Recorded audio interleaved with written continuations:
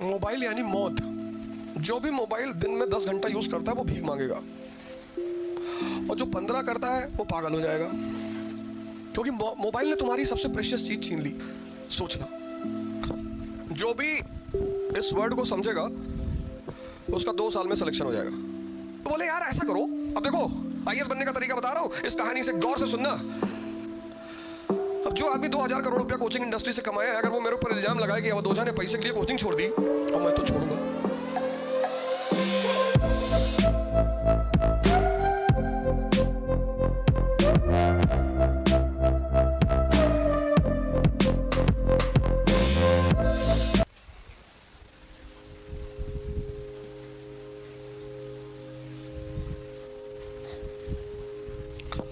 जो भी इस वर्ड को समझेगा उसका 2 साल में सिलेक्शन हो जाएगा। 2 साल लगते हैं इस तैयारी को, लगते ही लगते हैं। मैं उस पर भी चर्चा करूंगा क्यों लगते हैं 2 साल, और हर चीज हर एंगल, फिर तुम्हारे जो क्वेश्चन होंगे वो पूछ लेना। इस तैयारी में 2 साल लगते हैं, और ये तैयारी है, प्रिपरेशन। इस वर्ड को जो समझेगा बस उसी का सिलेक्शन होगा, जो नहीं समझेगा वो कयामत तक तैयारी करेगा। कुछ चीजें हैं जिन्हें समझना है। अगर तुम वो समझ गए, डॉक्टर अंबेडकर एक बात समझ गए कि ये जो अपर कास्ट है इंडिया में, इसकी ताकत क्या है? एजुकेशन। समझ गए, वो नाहक में महान नहीं बने। तुम लाइव देखो, मैं तुम्हें लाइव एग्जांपल दे रहा हूं। वो एक बात समझ गए कि यार जो पढ़ेगा नहीं वो मजदूर, जो नहीं पढ़ेगा तो वो मजदूर बनेगा। क्यों बनेगा? क्योंकि पढ़ाई तुम्हारे सोचने की क्षमता को बढ़ाती है। बस पढ़ाई करके कोई राजा नहीं बनता। यह भी एक बहुत बड़ा फैक्ट है कि राजा बनने के लिए पढ़ने की जरूरत नहीं है। शराब की फैक्ट्री भी है तो भी राजा बनोगे। तो राजा बनने के लिए जरूरत किसकी है? समझ की।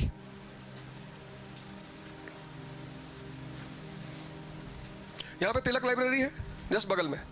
मैं आज देख रहा था उनकी मूर्ति लगी हुई है, गंदी सी, सब कूड़ा करकट फैला हुआ है, कोई साफ करने वाला नहीं। क्यों? क्योंकि वोट बैंक नहीं है, यूटिलिटी नहीं है, जरूरत नहीं है। राजा बनने के लिए जिस चीज की जरूरत है वो है समझ, नॉलेज नहीं। समझ डेवलप करने का सबसे बड़ा तरीका है एजुकेशन। सबसे बड़ा एजुकेशन। तो एजुकेशन जब समझ को बढ़ा देगी तो वो आदमी अब लेबर तो करेगा नहीं, राय देगा। An idea can change your life. पढ़े, खूब पढ़े डॉक्टर अंबेडकर। पढ़ने के बाद उन्होंने, अब देखो समझ पैदा हुई। अब तुम्हें डॉक्टर अंबेडकर की कहानी सुना रहा हूं, और उस कहानी से तुम देखना कि राजा बनते कैसे। खुद पढ़े, खूब पढ़े, बैरिस्टर हो गए, लॉयर। तो जो आदमी ज्यादा पढ़ गया, देखो तुमने लंदन स्कूल ऑफ इकोनॉमिक्स से पीएचडी कर ली, तो सबकी तो औकात है नहीं। लंदन स्कूल ऑफ इकोनॉमिक्स से पढ़ने का मतलब यह है कि तुम अपने आप में एक बहुत बड़ा खलीफा हो। अब उस लेवल के लोगों के साथ जब तुम बैठे, तुम्हारी सोच बढ़ी, तुम एडवाइस देने लगे, पेपर बताने लगे। 1924 में उन्होंने क्या किया? All India depressed class association एक पार्टी बनाई। एक पार्टी बनाई। देखो समझ क्या करती है। 1924 में बनाई all India depressed class association, क्योंकि भारतीय मांग रहे थे क्या? पॉलिटिकल राइट्स, कि साहब हमको और पॉलिटिकल राइट दो, और पॉलिटिकल राइट दो, और पॉलिटिकल राइट दो। तो इन्होंने एक पार्टी बनाई कि हम डिप्रेस्ड जो क्लास है, डिप्रेस्ड, किसी जाति का नाम नहीं लिया, डिप्रेस्ड, उसमें औरतें भी शामिल है। तुम ध्यान देना इस बात पे। बोले मैं उनका रिप्रेजेंटेटिव हूं। बोले यार बहुत अच्छा। 1930 में, अब देखो दिमाग, समझदारी कैसे काम करती है। 1930 में राउंड टेबल कॉन्फ्रेंस हुआ। भारत की सारी पार्टियों को बुलाया गया कि बताओ क्या क्या चाहिए तुम लोगों को।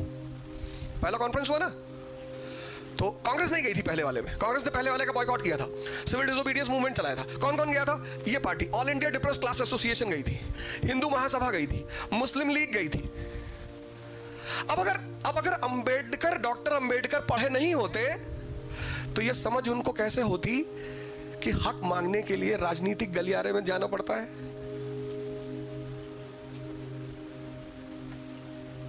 देखो समझ का खेल है ये। उन्होंने गन नहीं उठाया कि मार डालो सबको, ना ना, ये देखो समझ का खेल। ब्रिटानी सरकार के सामने बैठे, बोले आप क्या मांगे? तो बोले यार ऐसा करो, अब देखो आईएएस बनने का तरीका बता रहा हूं, इस कहानी से गौर से सुनना। अब मांगना क्या है? तुम रिप्रेजेंटेटिव बन के गए, अब 545 लोग मेंबर ऑफ पार्लियामेंट है, लोकसभा, सारा कानून वही बनाती है। और 545 में से 400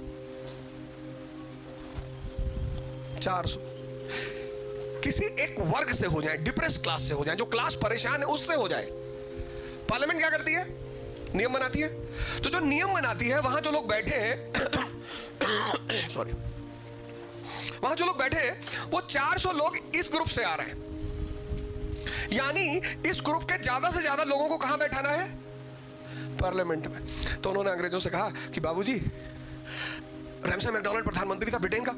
बोले और डॉक्टर? हाँ। बोले सर सही है, अच्छा है सर। बोले कैसे?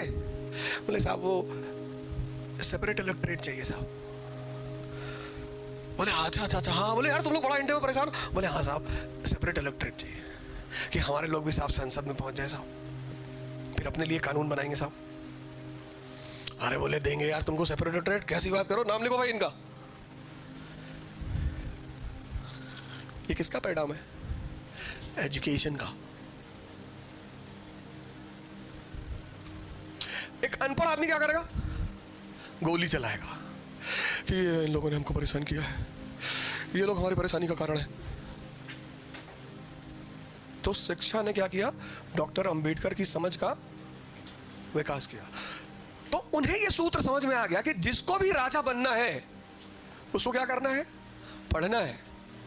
ऐसे जिसको भी आईएएस बनना है उसको किस चीज का विकास करना है? समझदारी का। लेकिन समझदारी का विकास कैसे करोगे? पढ़ के। ये देखो पहला वर्ड क्या है? ये देखो प्रिपरेशन। यहां देखो पुणे में, दिल्ली से पढ़ के आए लोग, अब बहुत परेशान है। अब क्या कहें पापा मम्मी से? अभी एक साहब आए थे, वो 2 साल दिल्ली में रहे और 2 कोचिंग होगी, 2 कोचिंग दिल्ली में की, और माहौल ढूंढने गए थे। अभी हमने उनसे पूछा कि तुम दिल्ली क्या करने गए थे? बोले सर यहाँ एटमॉस्फेयर नहीं है। क्यों, यहाँ क्या है? बहुत लोग हिमालय भाग गए बुद्ध बनने के चक्कर में, सब बुद्ध बन गए, बहुत सारे डाकू भी बन गए। दिल्ली में ज्यादा कोचिंग है, यह बात सही है। दिल्ली में प्रेशर ज्यादा है, यह बात सही है। ये सब बातें मैं मानता हूं। दिल्ली में क्या क्या है वो मैं तुम्हें बता देता हूं। वहां की स्पीड बहुत ज्यादा है जिंदगी की। जैसे यहां लड़का यवले पे 2 घंटा चाय पी लेगा, आराम से लाइफ चल रही है।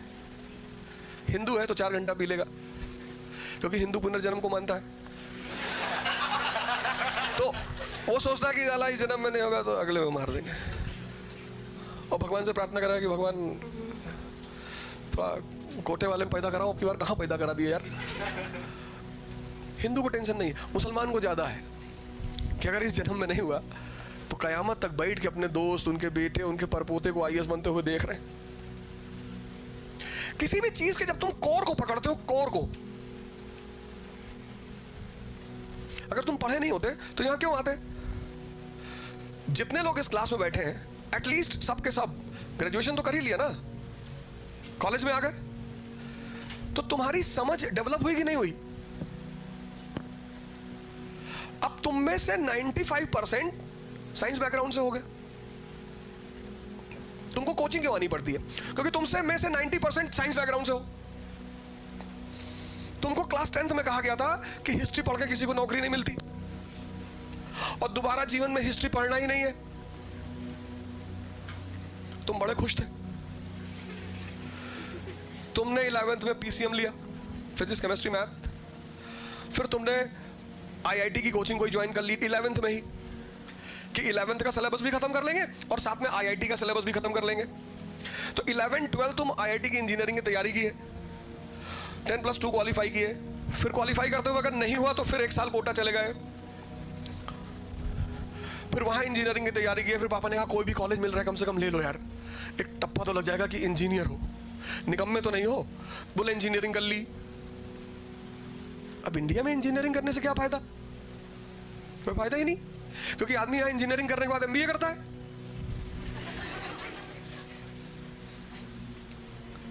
जब इंजीनियरिंग कर ली तो एमबीए करने की जरूरत क्या है? इसीलिए सबसे ज्यादा आजकल इंजीनियरिंग का सिलेक्शन होता है।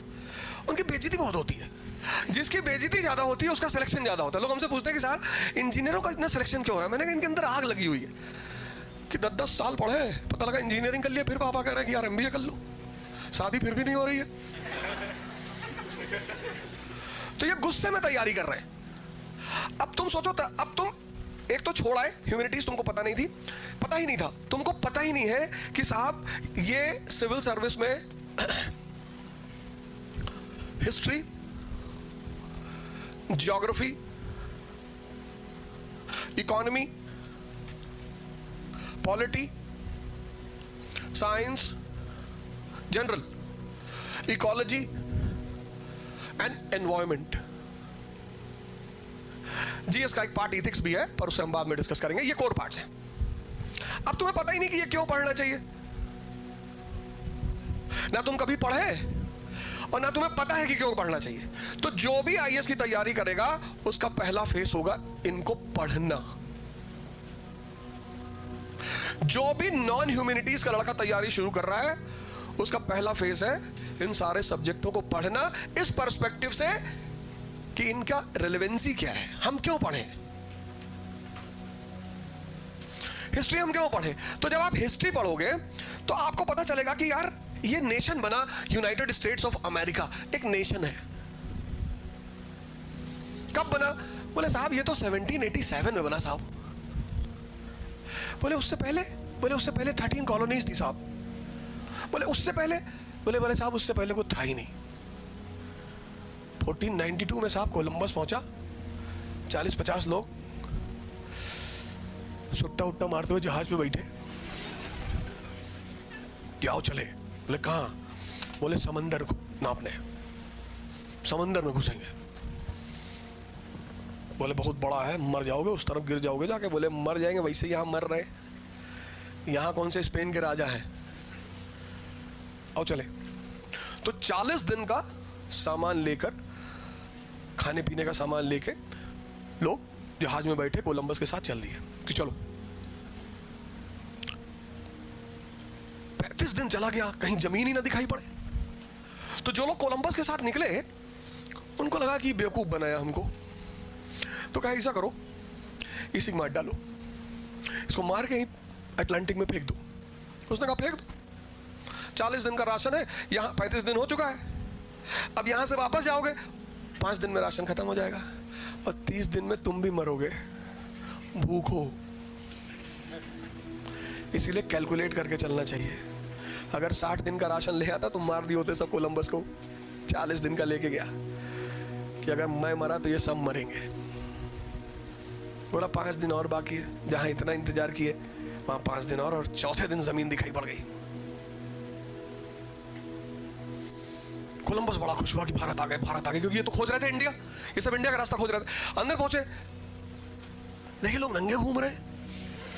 बोले यार ये क्या हो गया यार, यहाँ के लोगों को ऐसा तो था नहीं भाई साहब कि लोग नंगे घूमते थे लोग। तो बोले यार कहीं गलत जगह आ गए क्या। वहां पहुंचे तो इन लोगों को ऐसी चीजें मिली, बड़ी नई नई चीजें मिली। वहां से लेकर आए सब चीजें, वापस लेकर आए, यूरोप लेकर आए, स्पेन पोर्चुगल लेकर आए। वो उन चीजों को लेकर जब ये भारत आए तो बड़ी मार्केट मिली, बड़ी बिक्री हुई इन चीजों की, बड़ी डिमांड हुई।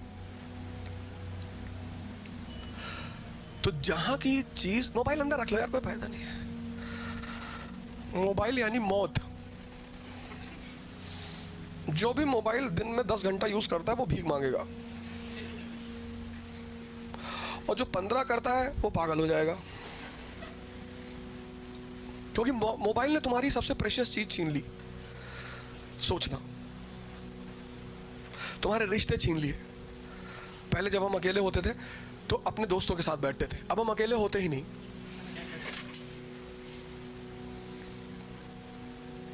मतलब हम अपने समय की बात बता रहे हैं तो हमें शाम को निकलना ही होता था। एक पर्टिकुलर एरिया होता था, चाय की दुकान होती थी, वहाँ सब इकट्ठा होते थे, एक चाय लेते थे और भी बहुत कुछ लेते थे और बैठते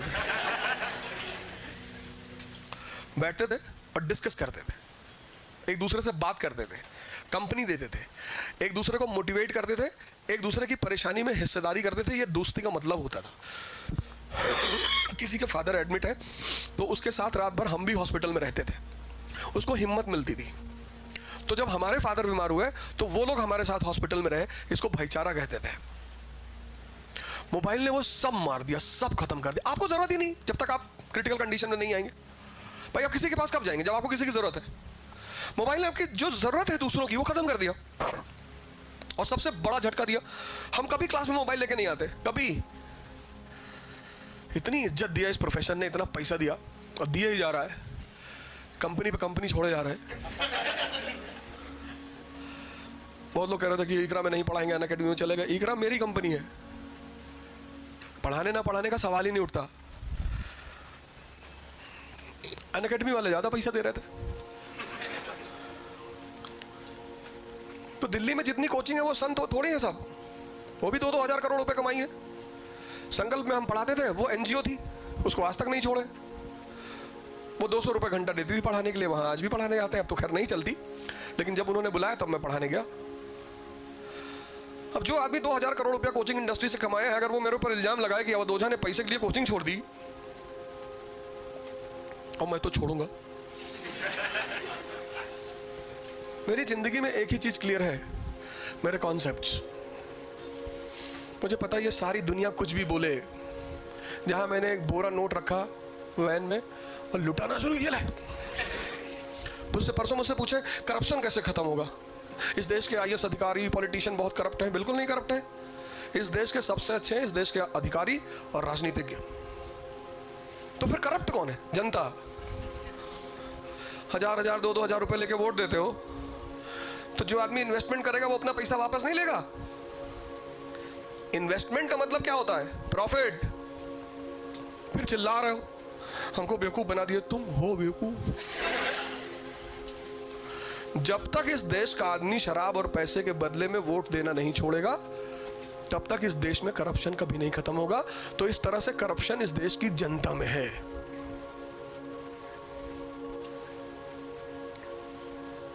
ना तो ब्यूरोक्रेसी में है और ना राजनीति में है। आप एक बार एक ऐसा आदमी चुन के देखो जिसने आपको 1 रुपया ना दिया हो, और फिर वो करप्शन करे तो बताओ हमें। क्योंकि जो सेवा भाव से आ रहा है वो क्यों आपको पैसे देगा? जैसे हमसे कोई कहते हैं कि इलेक्शन लड़ जाओ, पहले तुम लड़ेंगे नहीं, लेकिन अगर लड़ जाए तो हारना तो पक्का है। एक चीज तो गारंटी है कि हार जाएंगे, वोट नहीं मांगेंगे। तुम्हारी गर्ज हो तो दे दो, क्योंकि तुम्हारे लिए काम करने आए। अब तुमको पढ़ाने आए, तुमको रास्ता बताने आए, तुम्हारा ही पैर छुए कि स्टूडेंट नाराज भाड़ में जाओ, भाग जाओ, हटो यहां से। तो तुम्हें 1-2-3 काम करने पड़ेंगे। ये जो नेता तुम्हारे पैर छूते हैं इनको रोकना पड़ेगा कि भैया पैर मत छुओ हमारा। ये इन्वेस्टमेंट करते हैं,